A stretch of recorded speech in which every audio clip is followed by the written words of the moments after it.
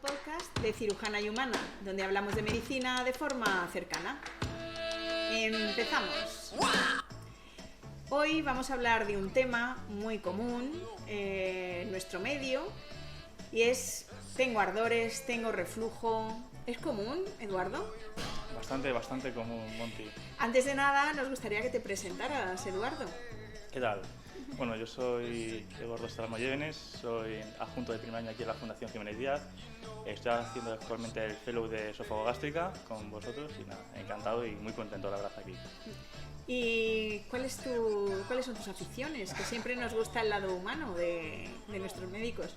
Mis aficiones, bueno, pues me gusta mucho hacer deporte, el fútbol, el ciclismo, baloncesto, todos los deportes de balón y luego el automovilismo. Los coches es una pasión que me encanta, la verdad. Qué interesante, qué interesante. Muy bien, pues yo creo que el tema del que vamos a hablar hoy es un tema frecuente. Esto de los ardores y los reflujos, ¿a qué se puede deber? ¿Cuál es la principal causa que vemos en las consultas? Bueno, como has comentado, es una patología bastante frecuente. Se calcula que más o menos el 30% de la población tendrá a lo largo del mes reflujo gastroesofágico. ¿Cuánto has dicho? ¿Cuánto? El 30%. Bueno, es bastante. 30 personas, el 30%. Eso es, de cada 100 personas, 30 personas mínimo una vez al mes tendremos reflujo gastroesofágico, ¿no? O sea, que es bastante frecuente. Es bastante frecuente. La etiología es bastante compleja y es variada porque es una incompetencia del esfínter esofágico inferior con relajaciones episódicas. Si entendemos el esófago como un tubo que lleva la comida desde la boca hasta el estómago, que es la siguiente cámara que tenemos, pues al final de ese tubo, justo entre el esófago y el estómago, tenemos una falsa válvula, por así decirlo, porque se llama esfínter, pero no es un esfínter anatómico de verdad. Entonces, el reflujo, que no es más que el paso del contenido gástrico... Eso te iba a preguntar. Lo primero, vamos a hablar, que es frecuente, un 30%, es decir, de cada 100, 30. Más o menos. ¿Pero todos esos te van a ser sintomáticos y repetitivos o solo un porcentaje pequeño limita la vida? La mayor parte de los reflujos son asintomáticos. Y luego, limita la vida o no, pues eso hay distintas escalas que usamos nosotros en la consulta para valorar si interfiere en la actividad diaria de la persona o no. Como hemos comentado, el reflujo es el ascenso de todos los ácidos del estómago, generalmente ácidos, puede también ser contenido biliar, pero ácido al esófago. ¿Por qué? Porque este esfínter que hemos comentado, que es una especie de falsa válvula, como una compuerta, como una compuerta, efectivamente, que no es una compuerta de verdad que yo cierro la puerta, sino que es como una puerta que origina los muros desde fuera y varias fibras, para que nos entendamos, pues se relaja. Y en esas relajaciones que son fisiológicas, es decir, es normal que se produzcan estas relajaciones en todo el mundo. Pues por ejemplo, cuando comemos, ¿no? Cuando comemos la comida tiene que pasar por esa compuerta y debe relajarse. Eso es, si no se relaja, pues mal vamos, porque se queda arriba, en la tubería. Se queda todo atascado, efectivamente. Pues esas relajaciones que se producen para liberar básicamente el gas que se produce en el estómago, pues si son muy frecuentes se produce este ascenso de contenido ácido del estómago al esófago. Y eso que nosotros notamos es como reflujo gastroesofágico, que es el ardor que tenemos. El ardor. ¿Y el esófago está preparado para recibir ese contenido ácido o no? El esófago está generalmente preparado, pero para ciertas partes, ¿vale? Existe lo que se llama el aclaramiento esofágico, y es que el esófago dice, ok, me ha venido un poco de ácido, yo de forma espontánea lo lavo, que se llama, ¿no? Que lo limpio un poco hacia abajo. Pero claro, si está constantemente ese esfínter relajándose, o tenemos una hernia de hiato, que tema que tocaremos también, la famosa hernia de hiato, todo el mundo en consulta tiene hernia de hiato. Exacto. Todo el mundo en consulta, pues si hay algunas alteraciones anatómicas, pues el esófago dice, oye, no puedo más, y da la clínica de quemazón. Incluso ciertos pacientes tienen esofagitis, que es inflamación del esófago, pero eso ya es el siguiente nivel. Es decir, es frecuente, es por el ácido que sube, que es realmente ácido, es el ácido que nos sirve para empezar la digestión de los alimentos, ¿no? Y que es corrosivo. Y estamos un poquito preparados, pero no demasiado, en el esófago. El estómago es potente en la preparación, pero el esófago no. La clínica de los pacientes, la fundamental es esa, la sensación de ardor, ¿o hay más? ¿Qué más cuentan los pacientes? Tenemos un amplio espectro de sintomatología. Tenemos lo que se llama clínica típica, que es la consistente en pirosis, que es el término médico, que es simplemente la sensación de quemazón y que sube el ácido por detrás del esternón, incluso hasta la boca. Eso es una. Y también regurgitaciones. ¿Qué es eso? Sensación de que te sube la comida. Eso estás mitad de la noche, pum, notas aquí como un subidón de comida y ácido. Esos son los síntomas típicos que llamamos. Luego hay una sintomatología que es atípica, que eso ya es un poco un terreno más pantanoso en el que entramos en el tema del asma, la tos, la laringitis. Es una sintomatología pues, que no es tan común, ¿vale? Y no es tan fácil atinar con esos síntomas.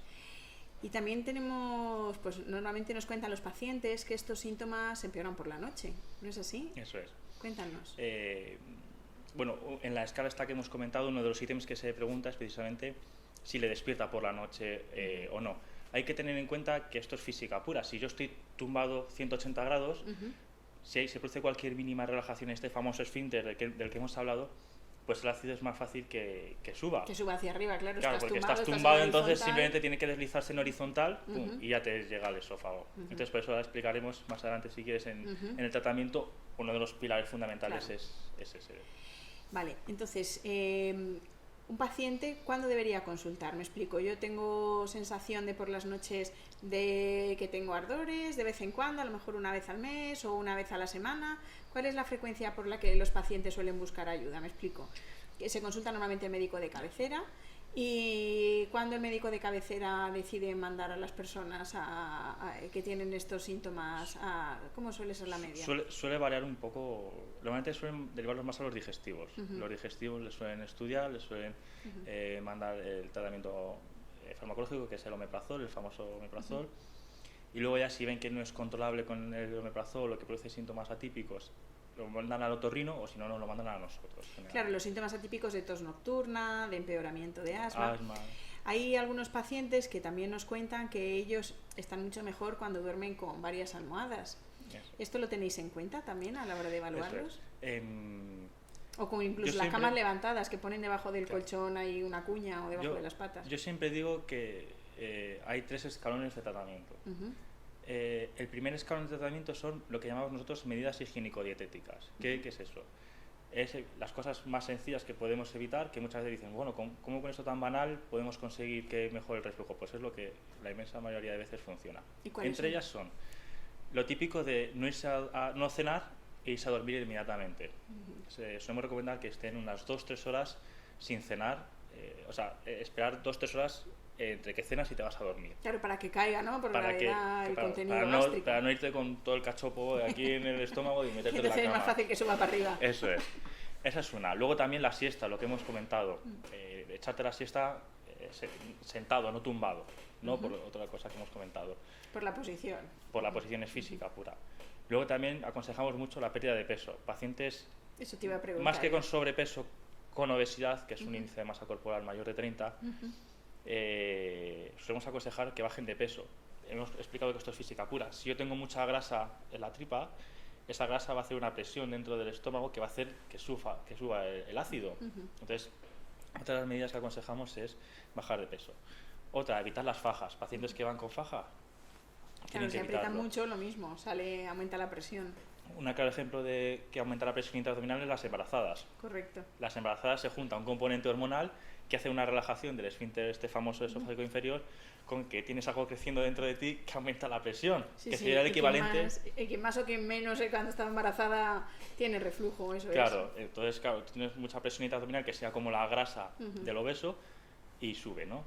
Pero es frecuente después recuperar la normalidad después de los embarazos, para que nadie se asuste ni nada. Y es decir, que después uno cuando da a luz ya vuelve todo a la normalidad normalmente. Ya cuando sueltas el niño ya se te cura. Ya disminuye la presión de repente y todo vuelve a la normalidad. Otras medidas que recomendamos, bueno, hay ciertos fármacos como los anticolinérgicos, en fin, hay fármacos muy específicos que especifican que pueden dar el reflujo. Y como bien has comentado, hay una medida que es evitar dormir en horizontal. Pero yo siempre digo lo mismo, evitar dormir en horizontal y no es ponerse almohadas, porque si yo me pongo almohadas y duermo así, inconscientemente estoy aumentando la presión dentro del abdomen y eso es lo que no queremos. Claro. Lo que aconsejamos es lo típico de poner unas calzas, que se dice, debajo de la cama, para que esté inclinado en unos 30-45 grados el cabecero. Es decir, que el cuerpo esté recto, pero el cabecero Eso inclinado. es. Luego también venden en una plataforma, no voy a decir, me lo dijo una paciente el otro día y dije, esto me lo apunto yo que es muy bueno. Son una especie de almohadas que ocupan hasta la cintura, entonces el paciente duerme así. Como más incorporado. Claro, duermes así y duermes, hace recto, el efecto, duermes recto, pero y dije, oye, esta idea me gusta muy buena, dije, pues se nota que... Y mejora mucho, estas medidas básicas mejoran mucho y la gente lo suele decir, ¿sabes? Pero qué básico y qué bien mejora, ¿no? Y luego tampoco hay que alarmarse, todos tenemos reflujo. Yo sé que yo salgo de guardia, me meto un café, un zumo de naranja y un tomate con aceite de oliva y tengo reflujo. ¿Por qué? Porque son ciertos alimentos, sobre todo grasos, ácidos, que dan mucho reflujo. Eso es lo que te iba a preguntar. La siguiente pregunta era ¿qué alimentos empeoran el reflujo? Porque tienen que ver con la relajación del esfínter. Eso es. El café, el chocolate, la menta... las grasas, los cítricos, son alimentos que, pues, te he dicho, es el pack mortal del saliente de guardia. Totalmente. Café, aceite, tomate y de zumo. naranja. Digo, ya está, me toca reflujo, seguro. Digo, bueno, pero la guardia... Para eso el omeprazol ahí. Digo, claro, el omeprazol. El omeprazol, que es el siguiente escalón, hemos dicho que en este tratamiento el primer escalón son las medidas estas. Vamos en principio, ahora después pasaremos al tratamiento. Imaginemos que yo soy una paciente que va a la consulta. Venga. Y me vas a preguntar si tengo reflujo, cuántas veces tengo reflujo y qué hago. Imaginemos que yo ya duermo con la cama inclinada y pese a así sigo teniendo reflujo y además me acaban de diagnosticar asma y tengo ahí una tos crónica. ¿Cuál es el siguiente? ¿Qué puede esperar que me pidas en la consulta? ¿Qué es necesario hacer? ¿Es necesaria una gastroscopia? ¿Por qué? ¿O es necesaria una pHmetría? La famosa esta que todos le tienen un poquito de miedo. Sí, vamos a ver. ¿Qué vamos a hacer? Generalmente las pruebas esas que me comentas se suelen mandar cuando hay síntomas típicos, que son estos de la tos, o sea, esto del reflujo y la regurgitación que hemos comentado, que no mejoran con medidas básicas, con omeprazol, o cuando uno tiene síntomas atípicos. Si yo tengo tos, asma que no controlo, ahí es cuando mandamos toda esta batería de pruebas. Pero si no, si tú me vienes a consulta, oye, tengo reflujo porque, yo qué sé, me tomo el chocolate y tengo reflujo tal, pues yo te diría, pues mira... No tomes chocolate. No tomes chocolate, que es el primer escalón. Pierde peso. Pierde peso, que todo ese pack de medidas que hemos dicho del primer escalón. Si con eso no vas bien, segundo escalón, que es el omeprazol, los inhibidores de la bomba de protones, que es lo que inhibe que secretemos ácido a nivel del estómago. Yo creo que ahora la gente lo conoce mucho, porque ya está un poquito demonizado el omeprazol. ¿No pasa nada por tomar omeprazol? Bastante controversia al respecto, pero los estudios que se lanzaron en aquel momento que decían que el omeprazol daba que si déficit del magnesio, del calcio, osteoporosis... Que altera la microbiota. Generalmente, a nivel de consenso internacional, se acepta que son estudios de muy baja calidad y que no son válidos. A día de hoy, creo que el omeprazol es, si no el primero, el segundo o el tercero fármaco más consumido en todo el mundo. Todos prácticamente hemos consumido omeprazol en algún momento, hay gente que lo toma de por vida y no hay ningún problema a día de hoy. O sea que yo siempre a los pacientes les transmito tranquilidad en la consulta, de que pueden tomar omeprazol sin ningún problema. Que no es el demonio, vamos. No es el demonio, es más... peor tomar AINES sin omeprazol. Es peor tomar aspirina, ¿no? O sea, la aspirina o AINES, efectivamente, como tú dices, son fármacos que son peores que el omeprazol. Claro, nosotros estamos acostumbrados a operar perforados por AINES que no han tomado omeprazol, porque ahora parece que es malo, pero bueno. Eso es. Eso es otra historia. Es un fármaco tremendamente seguro, es un fármaco que en todo el mundo se toma y es súper seguro. O sea que transmitir calma y tranquilidad a la gente, siempre lo digo. Los estudios esos hicieron mucho escándalo, pero son estudios de muy baja calidad, que no demostraron nada, que se rebatieron rápidamente en cuanto se publicaron, y es un fármaco muy seguro y la gente tiene que entender que es un fármaco que se toma, vamos, diariamente sin ningún problema. Entonces, esas pruebas, imagínate que yo tengo síntomas atípicos, ¿qué me vais a pedir? ¿Una gastroscopia soléis pedir? Vale, o sea, pongamos que tú tienes síntomas atípicas o que has hecho el segundo escalón, que es tomar omeprazol. He tomado omeprazol y sigo con que reflujos. Siempre es muy importante tomarlo media hora antes del desayuno, ¿vale? Se toma un comprimido de 20, media hora antes del desayuno, y podemos hacerlo media hora antes del desayuno, si no va bien, media hora antes del desayuno y media hora antes de la cena, es decir, que podemos siempre ir aumentando dosis, ¿vale? Si ese escalón no va bien, ya nos planteamos el siguiente, que es la cirugía. Ya es cuando metemos toda esta batería de pruebas, o si tienes síntomas atípicos, que son 4 pruebas las que pedimos fundamentalmente. La primera es un tránsito. Ese tránsito es beber una papilla, ¿vale? Que sale como anisete, y te hacen una radiografía. Y con eso vemos la anatomía desde fuera del esófago. Y vemos si tenemos la famosa hernia de hiato. Famosa hernia de hiato. Ya está. Que luego hablaremos si quieres. La segunda prueba es una manometría. ¿Qué es eso? Es una prueba que esa sí que es molesta, hay que reconocerlo, que es que estás con un tubo en la boca, tienes que hacer una serie de devoluciones, tienes que tragar una serie de veces, tumbado, sentado, tal, para ver cómo se mueve el esófago. Esa prueba es importante. ¿Cómo propulsa? Al final el esófago es un músculo, es un tubo, pero no es un tubo rígido, sino que es un tubo dinámico y es una musculatura que va empujando. Eso es. Y queremos ver cómo se mueve, porque en función de cómo se mueva, pues, hacemos una técnica u otra. Esa es la segunda prueba. La tercera prueba es una endoscopia, una gastroscopia. Es meter el tubo por la boca y ver exactamente cómo está la mucosa de este tubo, del esófago, ver si tiene alguna alteración. También podemos encontrarnos a veces alguna sorpresa. Si tiene alguna esofagitis, si tiene alguna sorpresa, como bien tú dices.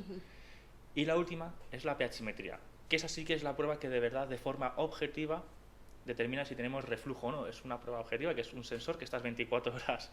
¿Con un tubillo en la nariz? Es un tubillo muy fino, yo siempre lo digo, ¿vale? No molesta. No molesta. La prueba que de verdad molesta, y siempre aviso, es la manometría, que es lo de la presión, lo de tragar.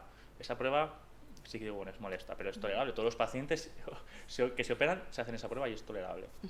La otra es una sonda muy finita, que se lleva 24 horas y que esa de forma objetiva, es un sensor que mide de forma objetiva si tenemos reflujo o no. Eso es... ¿Y cuántas veces? ¿Cuántos episodios? Y hay un índice que nosotros usamos que dice, ¿tiene reflujo o no lo tiene? Que se llama el índice de Mister, para que la gente le suene en la consulta que digan, tiene un de Mister de no sé cuánto. Eso es. ¿Cuándo se considera un de Mister patológico? Más de 14, generalmente. Es 13 con algo, pero es 14. ¿La población de media cuánto suele tener el de Mister? Menos de 13. Lo normal es que tú tengas un de Mister normal. Claro. Que no tengas patológico. Y tener episodios de reflujo de forma puntual, tampoco que nadie se alarme. Todos tenemos. Yo soy el primero que tiene reflujo. Cuando tomo chocolate y todo eso, todos. Y no me he operado ni nada. Exacto. Entonces, también hay gente que, imagínate que está tomando omeprazol, ahora iremos al tratamiento, pero imagínate que yo soy una paciente que estoy tomando omeprazol, me ha mejorado el reflujo, pero digo, yo es que no quiero estar toda la vida tomándome omeprazol. Le hacemos esas pruebas y si salieran patológicas se le indica también la cirugía. Yo hablaría con ella, yo siempre hablo con ellos, le digo, mira, tenemos la opción de tomarte una pastilla el tiempo que te dure el reflujo, que a veces mejora con la edad, cuando bajas de peso, todo eso, tienes esa opción, o tienes la opción de la cirugía. Es muy personal, depende de cada paciente, de la circunstancia y del cirujano. Yo, por ejemplo, creo que si tú aguantas con omeprazol, oye, aguanta con omeprazol. ¿Cuándo tiraríamos por la cirugía? Fundamentalmente cuando dices, mira, estoy con clínica típica, le hemos hecho la quemazón o la regurgitación, estoy tomándome dosis plenas de omeprazol, o sea, dosis plena no es cada 8 horas, no, o sea, que hay pacientes que te vienen el omeprazol y se lo toman como chuches, no. Dosis plenas es 40 en el desayuno, 40 en la cena, eso es el top de omeprazol. No porque te tomes un omeprazol cada 4 horas te va a mejorar más. No. Si tú estás así, dices fatal, es que ya no puedo más, estoy fatal, a ellos cuando aconsejaría la cirugía. Pues dices, ya, es que mira, lo de tomar pastilla o no es muy paciente dependiente y muy médico dependiente. Vale.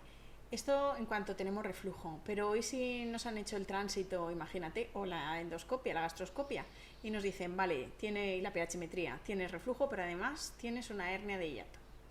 Cuéntanos qué es la hernia de hiato y entonces ¿cambia la situación o se mantiene la misma situación? No, a ver, la hernia de hiato depende de... Hay 4 tipos, depende del tipo que tengamos. El tipo 1, que es... El tipo 1 es el más frecuente y es que es como si cogiéramos el esófago un poco y tiráramos un poco para arriba y se sube la unión un poco y dices, pues como esa anatomía se ha variado un poco, pues el mecanismo antirreflujo no funciona bien. Porque tenemos el diafragma ahí que hace una nueva constricción, el estómago está más para arriba, la válvula se nos queda en la cavidad torácica. Eso es. El final es lo que como tenemos. Si yo siempre digo que es como si tiras un estirón, entonces toda la anatomía y todo lo bien preparado que está el cuerpo para soportar el reflujo, pues se ha deformado un poco, ¿no? Yo siempre digo lo mismo, si tú tienes una hernia de hiato tipo 1 y mucha gente tiene hernia de hiato tipo 1 y no tiene reflujo asociado. Porque tienes el esfínter competente. Eso es. Entonces, no todas las hernias cursan con el reflujo y no todos los reflujos son secundarios a la hernia. Correcto. Está muy sobrediagnosticado. Es que tengo hernia de hiato, no. La hernia de hiato, como deberá ser diagnósticas con el tránsito, que es como lo vemos nosotros, porque claro, la endoscopia... Te hincha el estómago como un botijo y puede propulsar un poquito hacia arriba. Claro, la endoscopia dice hernia de hiato, hay muchos falsos positivos que se llama con la gastroscopia. Como deberá ser diagnósticas, el tránsito, que es la papilla esta que hemos dicho al principio, que es la que nos sirve para ver si el esófago se ha pegado a este tirón, por así decirlo, entre comillas, ¿no? Lo que hay que tener claro es que hay un pequeño porcentaje de pacientes que tienen reflujo que de verdad tienen hernia de hiato. Y dentro de la hernia de hiato, la más frecuente es la tipo 1, que es esta que hemos comentado, pero luego hay un amplio... ¿Cuáles más hay de hernias de hiato? El 90% es tipo 1. Luego tenemos la tipo 2, que es como si se subiera solo el fundus, que es la parte de al lado. Luego tenemos la tipo 3, que se sube el fundus con el esfínter, se sube ese complejo, y luego la tipo 4, que es que ya hay otro órgano metido. Eso ya suelen ser pacientes... Boquetes muy grandes. Eso yo digo que es como una boca de metro, ¿no? Es un típico paciente anciano o anciana que tiene en el paraguas, que es el diafragma, pues tiene un agujero enorme, entonces entra el estómago y lo que es el colon, lo que haya por ahí. El intestino, todo bien. Entonces todo va para adentro. Esos pacientes suelen tener, más que clínica de reflujo, suelen tener clínica respiratoria o que les cuesta tragar. Eso es la clínica que tienen los pacientes. Tienen todo el estómago arriba, en la cavidad torácica. Cuando decimos arriba, nos referimos al tórax, es decir, está el tórax arriba y el abdomen abajo. Nos referimos que sube hacia arriba, significa sube hacia el tórax. Eso es.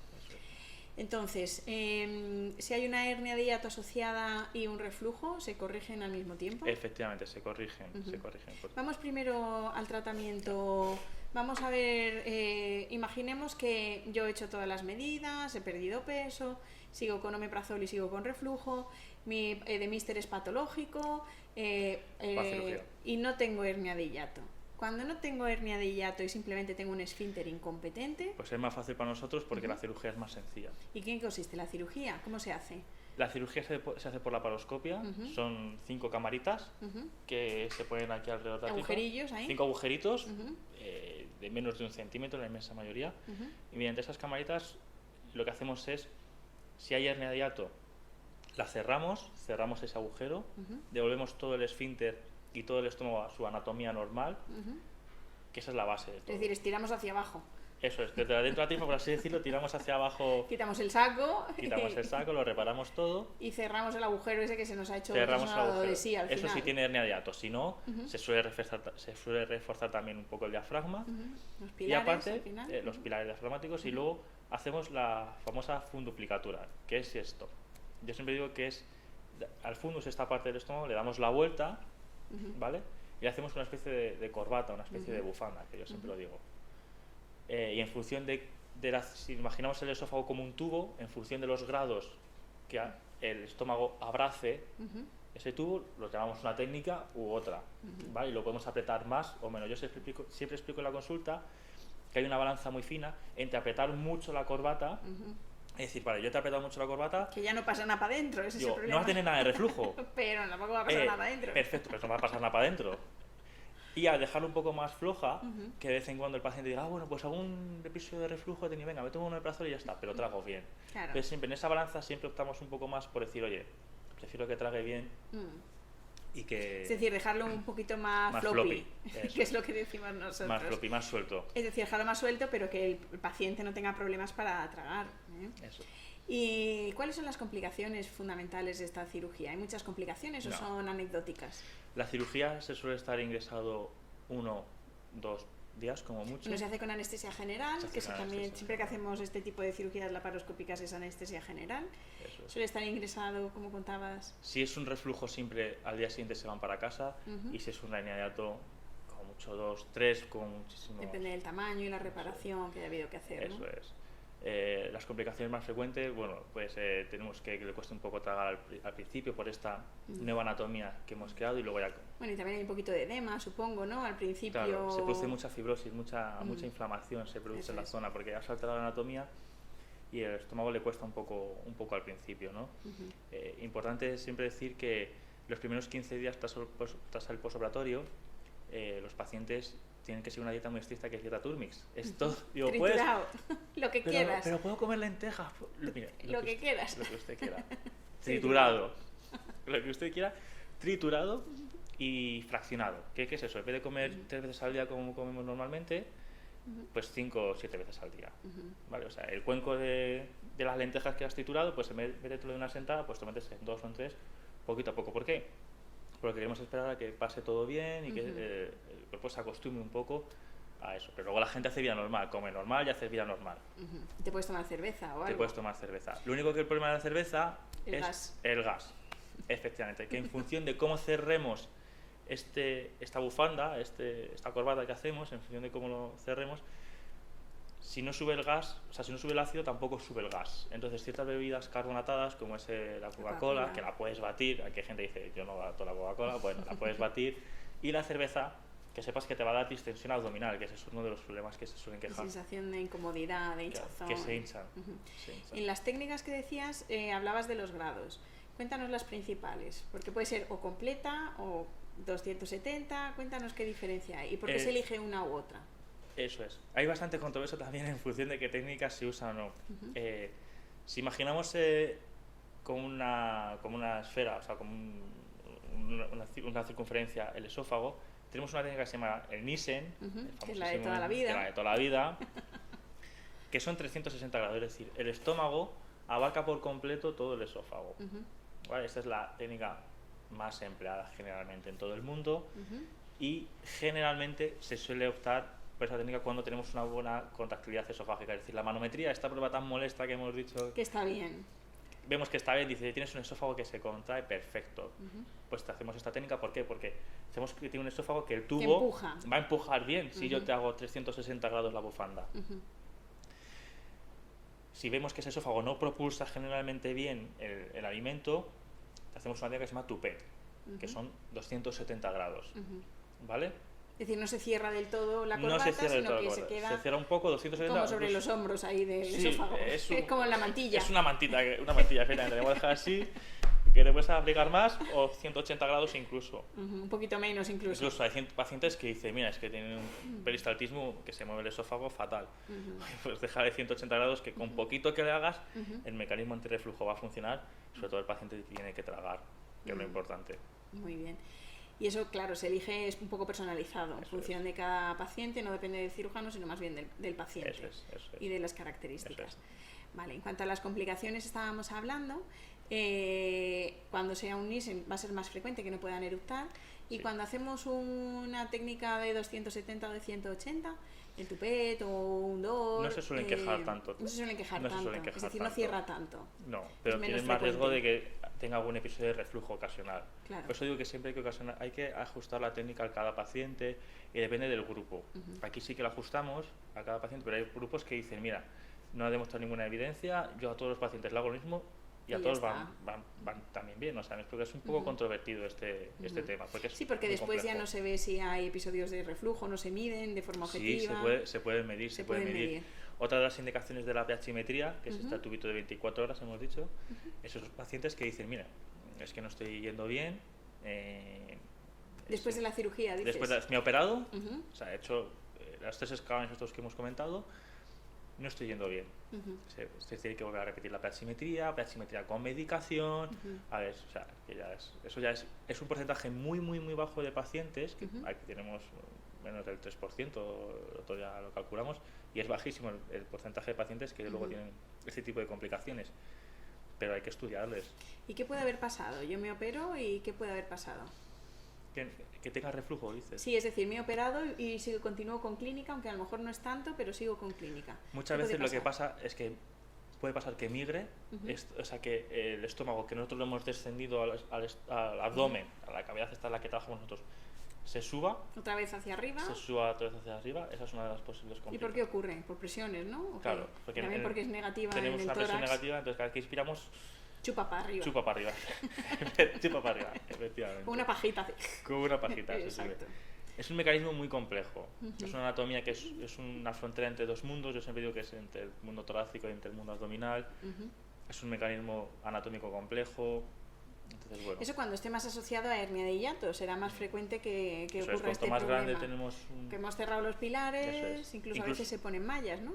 Sí, vaya, es otro tema también muy controvertido. También, Sí. Claro, aquí estamos hablando Es que de temas controvertidos. Estamos para hablar de ciencia, aquí nos gusta, los temas, el salseo nos gusta. Intentamos que no, ¿verdad? Mallas casi siempre Pero aquí no ponemos. La típica mujer de 80 años Es lo que te que iba a decir. viene con su pedazo de hernia de hiato que se le ha subido hasta el colon, Claro. malla sí, ¿no? ¿O qué? No ponemos. No ponemos. No ponemos, mira, es curioso porque yo cuando veo la típica paciente, la abuelita de 80 y tantos años, 90 años, que le han diagnosticado de una hernia, aquí sí, una hernia de hiato, que hemos dicho que es esta boca de metro, que tiene no solo todo el estómago, sino Sí, que el tiene colon, hasta lo que todo le el eches ahí bazo dentro. y lo que sea. Lo que le eches. Hasta el páncreas he visto ahí metido, Sí, que sí, yo retroceso. Hasta ahí. Y le digo, ¿pero usted cómo se encuentra? Pues yo estoy perfecta. Pues ya está, mujer, tranquila, ¿no? O sea, si tú haces vida normal, comes de todo y haces vida tranquila, pues ya está, olvídate de la cirugía, tranquila, de verdad. Ahora si me dices, pues mira, yo es que no tengo reflujo, pero me cuesta tragar, que eso lo dicen muchos pacientes, me cuesta tragar, pues ahí te digo, te operamos. ¿En qué consiste la cirugía? Devolvemos toda la cavidad abdominal, reparamos el saco herniario, cerramos este defecto, generalmente intentamos no poner malla, y muchas veces si no tiene reflujo, si no tiene quemazón, ni siquiera hacemos la técnica antirreflujo esta que hemos dicho del Nissen, de dar la vuelta. No, muchas veces le damos un puntito al estómago, al paraguas que es el diafragma, para que se quede dentro de la doble, como quieto para y que no se suba para arriba. Que no se suba, y mira, tú lo dejas tranquilo y ya está, la señora sigue ¿Y si después eso recidiva? Pues lo mismo. Entonces sí, ¿no? Pues lo mismo. O sea, yo siempre digo a los pacientes que hay una máxima medicina que prima y es que es la clínica del paciente. ¿Usted cómo se encuentra? Algún que otro paciente que he visto yo de recidiva herniaria, digo, ¿pero usted cómo se encuentra? ¿Se encuentra bien? Perfecto, pues ya está, pues tranquilo. Me explico, o sea, la clínica manda siempre del paciente.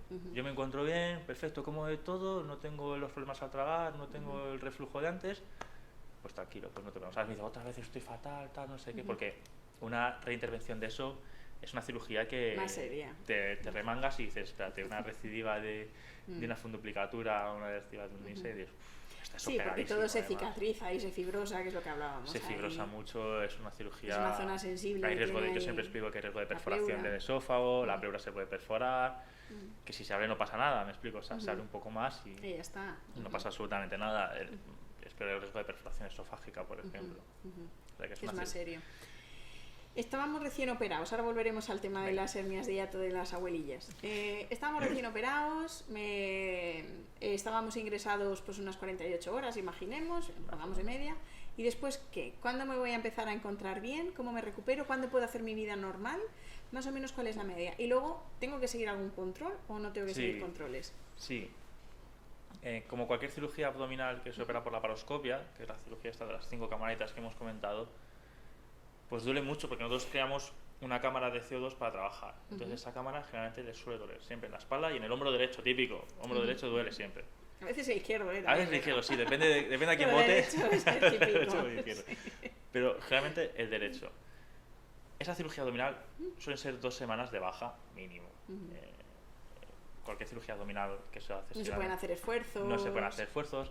Yo siempre digo que puedes caminar, puedes y debes caminar. Darte un paseo por la manzana, por el barrio, tranquilamente, pero nada de coger a los nietos, coger a los niños, a trabajar. Conducir tampoco. Son 2 semanitas de estar tranquilo en casa, dejarte mimar, darte un pasito por las tardes por el parque debajo de casa y ya está. Y la dieta esta que hemos insistido mucho, aquí ponemos los 2 primeros días de dieta líquida, pues todo líquidos, fraccionado como hemos comentado, y luego turmis, 15 días. Y luego ya dieta blanda, poquito a poco, un poquito de tortilla francesa, un poquito de pescado, bien, supongo. Masticando mucho, tranquilamente. Os digo que tranquilidad a los pacientes, tranquilidad, y fraccionándolo mucho.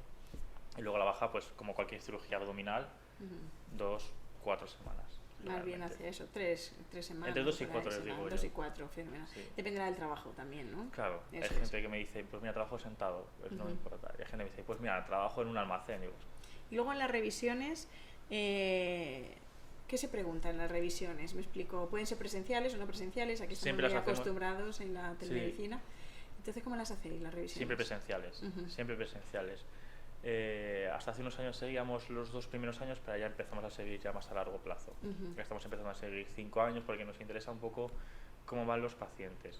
Son revisiones presenciales, decimos, venga a consulta, generalmente les suelo decir al mes, esto depende un poco también de cada cirujano o cirujana, depende un poco. A mí me gusta revisarles al mes, hay gente que revisa los 2 meses, pero entre el mes y los 2 primeros meses más o menos es cuando... Nosotros más o menos seguimos una vía estandarizada, ¿no? Sí, más o menos así.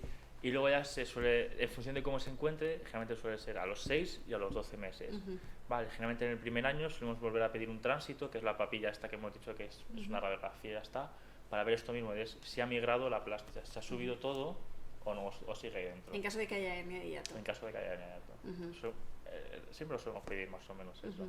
Y si ya el paciente nos dice, mira, estoy fatal, no puedo más, pues empezamos de nuevo el estudio. Si dice que no trago, dice, mira, es que no trago, estoy fatal, le hacemos el tránsito, que es lo de la papilla y las placas, y si vemos que está muy apretada la corbata esta que hemos comentado, tenemos la opción de por endoscopia, por una gastroscopia, meter un balón, hincharlo, se dilata eso, hacer dilataciones. Hacer una dilatación, efectivamente, y entre 3 y 5 sesiones más o menos, los pacientes pues suelen ir bien, suelen tragar. Esto en el caso de que vaya mal, que no suele ser lo normal. Lo normal es que vayan bien. Entonces, lo revisamos a los 6 meses, a los 12 meses y después de eso... Seguimos anualmente. ¿Anualmente durante cuánto tiempo? Generalmente se suele dar de alta a los 2 años, pero nosotros estamos siguiendo ahora mínimo 3 y estamos empezando ya con 5 años de revisión. ¿Y por qué hacemos revisiones a los 5 años? ¿Por controlar si hay flujos sí, o fajitis? No, pues porque nos gusta ver un poco cómo están los pacientes, ver que está todo bien, me explico, o sea, porque siempre existe el riesgo de que vuelva a recaer, tal. Bueno, estamos haciendo un seguimiento más personalizado ahora. Vale. Esto en caso de que vayan bien, si no van bien ya lo hemos visto también, pero imaginemos, oye, tú también haces guardias, yo hago guardias, y pues bueno, pues todos los que hacemos guardias, de vez en cuando, afortunadamente no es muy frecuente, pero en alguna vez nos encontramos, la típica, suelen ser mujeres, el típico adulto mayor, mujer, que viene con lo que llamamos un vólvulo gástrico. El vólvulo gástrico, que sí que es una urgencia quirúrgica, y bueno, no siempre es quirúrgica, pero bueno, acaba muchas veces en quirófano. ¿Tiene que ver con esto? ¿Tiene que ver con las hernias de hiato? ¿Es un poquito diferente o no es diferente? Cuéntanos un poquillo. Tiene que ver con la hernia totalmente. Porque todos los años, por lo menos unas cuantas vemos, unos cuantos vólvulos siempre vemos en las guardias. O sea, que cuéntanos un poquito del vólvulo gástrico. Si imaginamos el estómago como una gaita, ¿vale? Esa gaita, si se sube mucho al tórax, pierde su anatomía normal, puede volvularse de 2 maneras, no vamos a entrar en tecnicismo, se puede volvular mediante 2 ejes. Volvular significa dar la vuelta. Claro, imaginemos la gaita... ¿Qué hace? Y se pone lo de abajo arriba y lo de arriba abajo. Se gira sobre sí misma. Así. Se gira sobre sí misma. Eso es. O en horizontal. Órgano axial o mesentero axial. Eso es. Se puede volver, retuerce. Se retuerce. Imaginemos que la gaita le hemos vuelto al revés, pum, y se volvula. ¿Eso por qué es? Porque hemos perdido nuestras referencias anatómicas que nos anclan en el estómago. Entonces, se ha subido al tórax. Entonces, por ese agujero que teníamos en el paraguas, que en son el diafragma, grandes, se volvulan las hernias de hiato muy grandes. Muy grandes. Y el porcentaje de hernias de hiato que se volvulan es extremadamente bajo. Por eso, el paciente que está sin ningún síntoma, no lo operamos. Porque está bien, es muy bajo el riesgo. Entonces, pongamos que nosotros tenemos una hernia de hiato muy, muy grande, que el estómago se ha girado sobre sí mismo, como les pasa a los perros. Pues, a los perros les pasa. Sí. Ah, mira. Sí, eso es muy ¿Tú tienes perro? No. Yo tengo una perra, pero de los programas espero que no le pase a mi de los perra. programas del rubio este de Australia, del Ken este, que lo tanto el día en casa viendo. Bueno, cosas. Valemos para todo ya. Nosotros también divagamos, ¿eh? Sí. Entonces, se gira sobre sí mismo. Entonces, lo primero que intentamos siempre es una sonda nasogástrica, pero el tratamiento que de verdad cura es una gastroscopia. Para variar otra vez, le hacemos una gastroscopia e intentamos devolvularlo. Al vaciarlo y llevarlo un poquito a la posición normal. Eso, se vuelve a girar normal. Esto yo siempre digo lo mismo, estos son papeletas que uno compra para que en un futuro se complique otra vez. Entonces, generalmente con el primer episodio de vólvulo gástrica decimos, oye, ahora sí te operamos. Ahora sí que toca operar. No de urgencia, sino de programada. Es decir, intentamos no operarlos de urgencias, a no ser que haya alguna complicación. A no ser que digas, mira, no lo puedo devolvular. Exacto. Y tengo el estómago negro porque no le llega el riego, porque se ha girado tanto sobre sí mismo que no me llega más. Entonces, no lo consigo devolvular, está negro. Pues eso sí, el estómago va al cubo de basura, ya es para tirarlo, porque eso ya es una señora cirugía que de urgencias además... Intentamos no llegar a ese extremo nunca, intentamos siempre... Exacto. Para que nadie se asuste, es muy raro que ocurra, pero bueno, alguna vez vemos los vólvulos, eso sí que es más frecuente, y generalmente se pueden devolvular sin necesidad de cirugía. Exacto. Eso en cuanto al reflujo, a las urgencias. ¿Qué otras urgencias podemos tener de reflujo? ¿Se te ocurre alguna otra urgencia que podamos tener? Porque a mí se me ocurre esa, pero en realidad no se me ocurre ninguna otra así importante. En principio, nada más un sangrado, porque tenemos lo que se llaman las úlceras de Cameron, que son unas úlceras por congestión venosa. Está tanto tiempo el estómago arriba ahí donde no tiene que estar, que el reflujo, o sea, el retorno venoso no vuelve, entonces se queda congestionado ahí. Entonces, una de las causas de sangrado por arriba es que se llaman las úlceras de Cameron, que es congestión venosa, y eso puede sangrar también. Mira, ahora que me estaba a mí recordando, las hernias de hiato muchas veces también producen sangrados crónicos. Precisamente por con eso. pérdida de sangre, las pacientes están anémicas, suelen ser además mujeres, están anémicas, y este también sería un criterio de cirugía, aunque no hubiera reflujo. Hay pacientes que están asintomáticas y en un estudio por pérdida de sangre... Que ven que tienen esta congestión venosa que hemos dicho, eso es un criterio. Hace poco operamos una chica, exactamente como dices, una chica, así, se operó por eso. Es decir, que aunque no tenga reflujo, también hay otras indicaciones. Sí, pero eso es muy raro también. O sea, generalmente, una cosa más general, y eso es muy raro, pero también es una indicación. O sea, que esto estamos hablando de términos genéricos, pero luego hay que adecuar a cada paciente. Y pues no se me ocurre ninguna otra pregunta. Algo que se nos quede en el tintero de los reflujos. Hemos hablado de la cirugía. Se hace normalmente por la laparoscopia. ¿Hoy en día es frecuente operarlas en abierto? No. Es relativamente infrecuente. Todo lo contrario. Es más, estamos intentando hacerlo por robot.